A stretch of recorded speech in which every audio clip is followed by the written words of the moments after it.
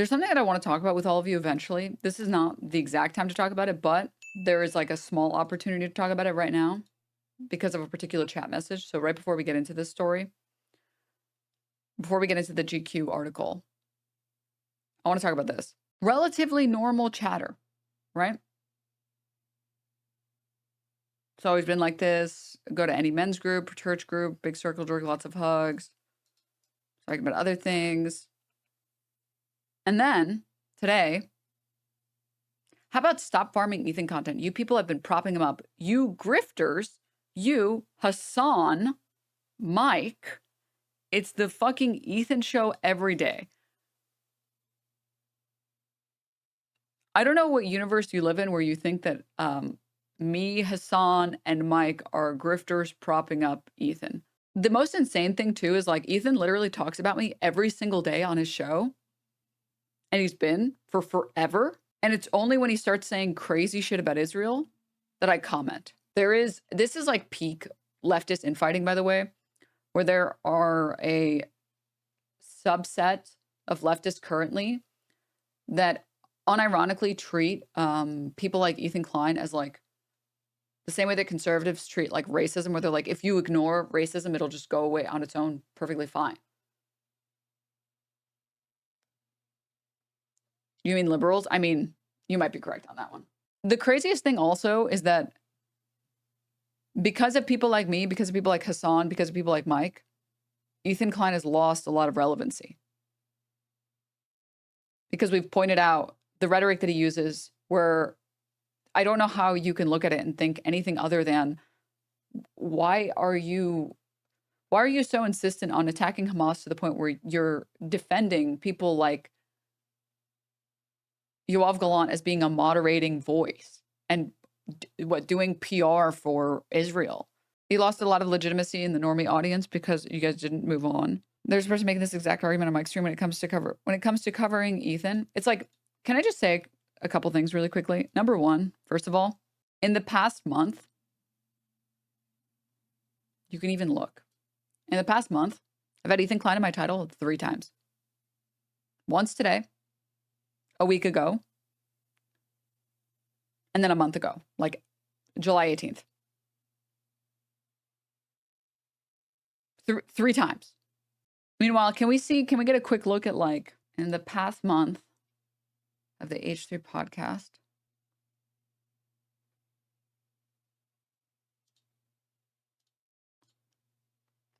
Let's see. Hassan. Subpoena was approved. I mentioned here. Huge lawsuit updates. I mentioned here, obviously. Content about Frogan. Anissa Ian. Oh, and here we go. Let's look at this. I mentioned in this one, mentioned in this one, mentioned in this one, mentioned in this one. Like I was getting back to back to back to back. Like just constant coverage, whether I wanted to or not. He's talked about Hassan in like 90% of his shows in the last year. They're spamming that. There was the person making this exact argument on Mike's stream when it comes to covering Ethan. They're spamming this argument on everyone's stream who's adjacent to Hassan in any way. It's strange as hell. It's also like, it doesn't make sense to make this argument against me when I'm literally getting sued. So of course, I want to talk about and tell people that I'm going to fight this lawsuit because I did not commit copyright infringement. And I don't think I committed copyright infringement. And I refuse to not fight this lawsuit. Of course, I'm going to talk about this with my community, like, obviously, right? But, like, let's just pretend for a second, like, that this argument makes sense. Hassan is making his show the Ethan show every day and has been propping him up. That's fucking weird, dude. Like, that's weird. Hassan literally ignored Ethan for a whole year while Ethan was begging Hassan to watch his content puke. Dude, there was a straight... From the moment that Leftovers ended, for the next year after Leftovers ended, Ethan was posting so many Instagram stories talking about how like there are Hassan tankies in his audience. And he'd be like, it's just Hassan doesn't want to control his audience. Like he's fine or whatever, but he doesn't want to control his audience. And he literally ignored it for the longest time. And guess what? Ignoring it didn't make it go away. He was dragging Hassan like crazy. He was just trying to ignore him. It literally didn't make him go away. Chatters got annoyed at Hassan for not talking about it? Yeah. You think Chatter is DG or Ethan fan, or are they leftists trying to start shit? I don't know. I think that there are like rad libs that are still in this general sphere that think that talking about popular creators that engage in negative press for the pro-Palestinian movement, talking about those and criticizing those creators for speech that's not like it's detrimental to the pro-Palestinian movement. I think that they consider that to be drama, and it's like, dog, what universe do you live in where you think somebody talking about their lawsuit and talking about people accusing you of anti-Semitism or accusing you of like denial or accusing you of whatever the fuck, that's drama? Like, huh? The Chatter's randomly bringing some of this stuff up feels like a psyop, to be honest. The way that they are showing up in Denim's stream, Mike's stream, Sean's, to spit the same stuff is strange. Yeah. There's like this weird collection of chatters that have been engaging in this behavior for the past, I would say, like month, that have been really bizarre. And I would just like keep your eyes peeled for it, because I don't know how I'm not supposed to think that this is like a psyop. Like, how can you say that, like, of all people, how can you say Hassan has been the one propping up this drama? Meanwhile, he ignored it for like a whole year. Something to keep in mind, chat. Something to keep in mind. I can understand where they're coming from. It's wishful thinking, but like, Ethan is a menace and should be discussed. I mean, I'm just saying that, like, you know who people don't talk about anymore? Milo Yiannopoulos, because he doesn't have a fucking platform anymore. You know who people still talk about, even though everyone has collectively tried their best to just like ignore? Epstein. Never put him in my title. Never talk about him. No one else ever fucking talks about him. No one else farms him ever. And guess what? Still around. Because just ignoring the problem isn't going to make it fucking go away. Let's not forget that he actively defended Ethan while ignoring his year-long deplatforming campaign. Yeah. What is this? What? Bro, I have not seen a single one of his fucking Instagram stories. I didn't know he was posting about me this much. Like, oh my God. This might genuinely be one of the funniest things I've ever seen from him. How is this not satire? I'm really stupid. Can you educate me a little on Marxism? I don't know what it is for real. Part 3. Oh.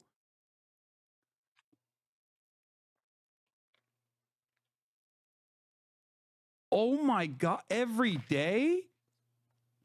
Every single day?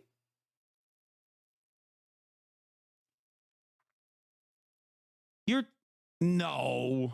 This was Hassan finding out like a month or two ago. No, longer, because the background's different.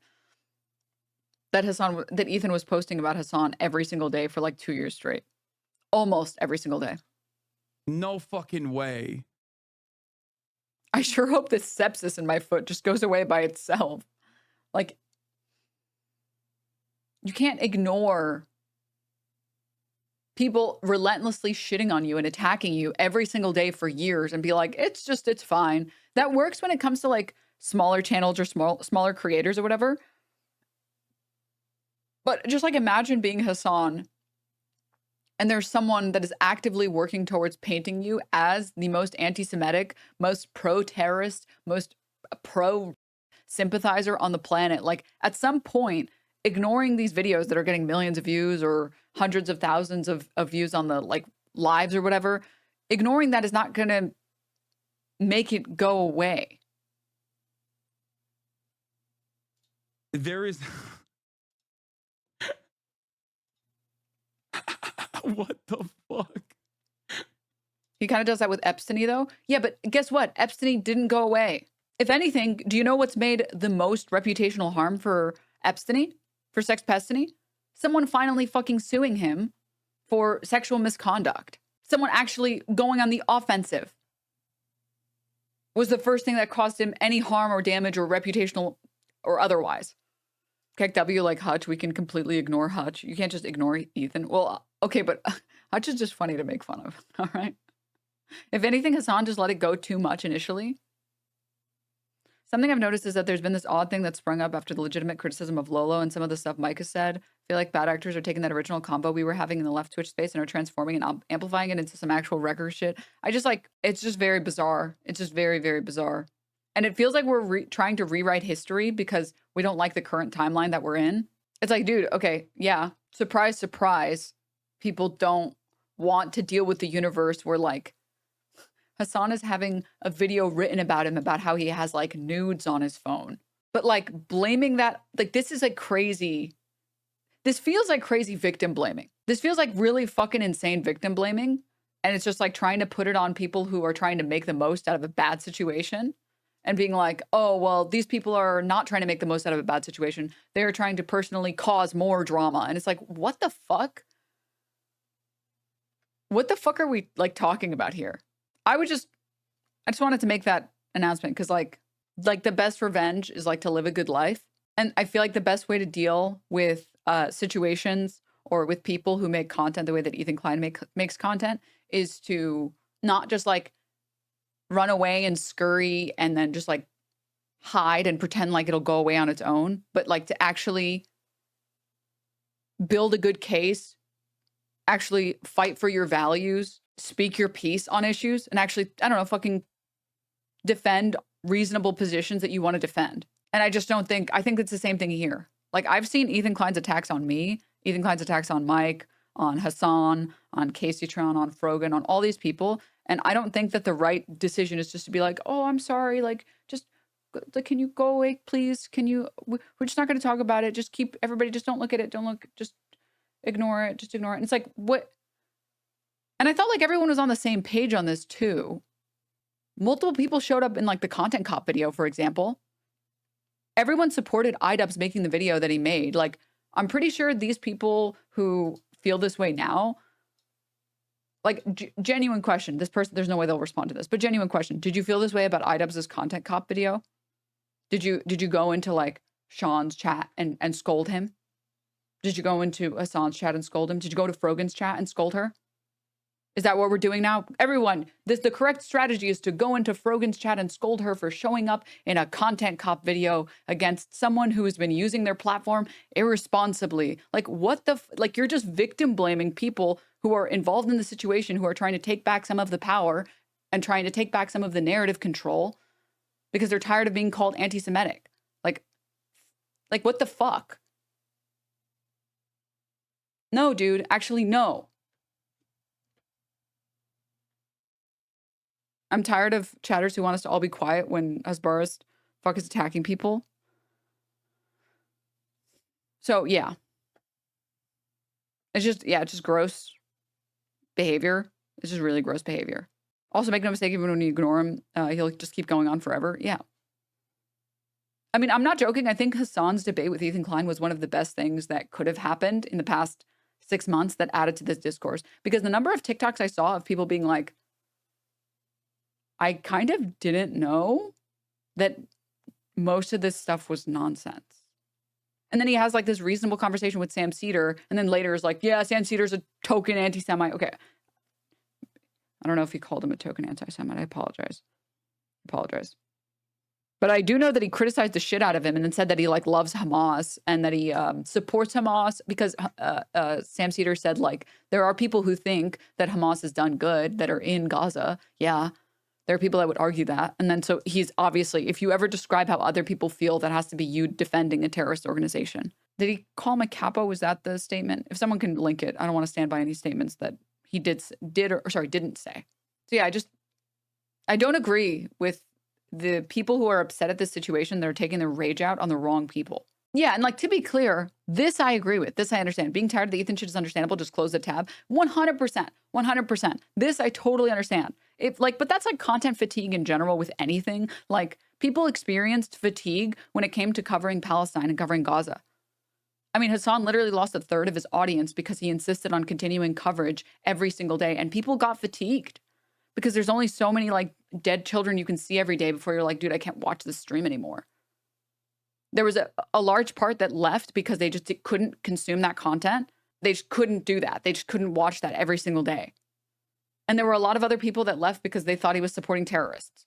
But it's the same thing with everything, right? Like, there's always going to be you're going to get content fatigue for anything. And if you're one of the people that's like, I'm just bored of like the Ethan Klein story, I don't really I don't really care for it. Yeah, that's fine. But to be like, oh, you guys are, it's your fault. It's your fault for bringing this up. What? I think the majority of people left because they thought he was supporting terrorism. Yep, even now I go in and out of the stream based on how many dead babies were on the screen. To be fair, he isn't showing dead children. That's against the US. Well, no, there was some footage. I mean, I know because I even covered it. It's not against the US if it's like heavily censored. And it's like, it doesn't even need to be people dying in war for it to be like sad stories of like mothers talking about their children being lost to them, right? It's just at some point, especially if you have your own shit that you got to deal with on a day-to-day basis, you just don't have the mental energy or capacity to deal with other people's suffering as well every single day. Because if you have any empathy at all, which unfortunately a lot of leftists are inflicted with, some of that gets imparted onto you and it hurts you and it breaks you down. And if you're already having a rough week or a rough month or whatever, damn, empathy for real. So I do think that there was like, I wouldn't say it was like 50-50, but I do think there was a portion that left because of that. And there was a portion because of the other thing. Even the subject matter alone is just a lot, even without showing any TOS. Correct. Absolutely. So anyways, Chad, I would just like keep your eyes peeled for like very weird, like rad lib behavior like this. Like if you just ignore the problems, they'll just go away. And then they're like blaming the victims in this situation for why this is happening, which is like fucking crazy. Also, you haven't even been streaming for days. How can anyone claim content fatigue with you? I've been anticipating. Well, I do think there was a period of time where it was like every single day, Ethan Klein would go on his show and say some crazy shit that was really funny. And so that's why people were covering it, because it was really funny. And I think people have stopped as much now because it's just like, some of it's just like, dude, the entirety of like the Anissa Idubbbz coverage was like weird. I'm not going to lie. I'll like scope out some of the content. I try not to pre-watch too much. I'll like pre-watch like a minute or 2 minutes or something. And I want to watch the rest with you guys so you guys can get authentic reactions from me. And I remember clicking in because I got a text being like, oh, dude, this is like happening in the show, blah, blah. I was like, oh, let me go look.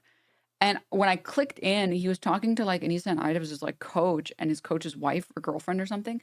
And the wife was like super giddy talking about how like Idubbbz only dated like a MILF and then they never had sex. And then and Anissa likes to peg him. I was like, I'm friends with these people and I know some of this information.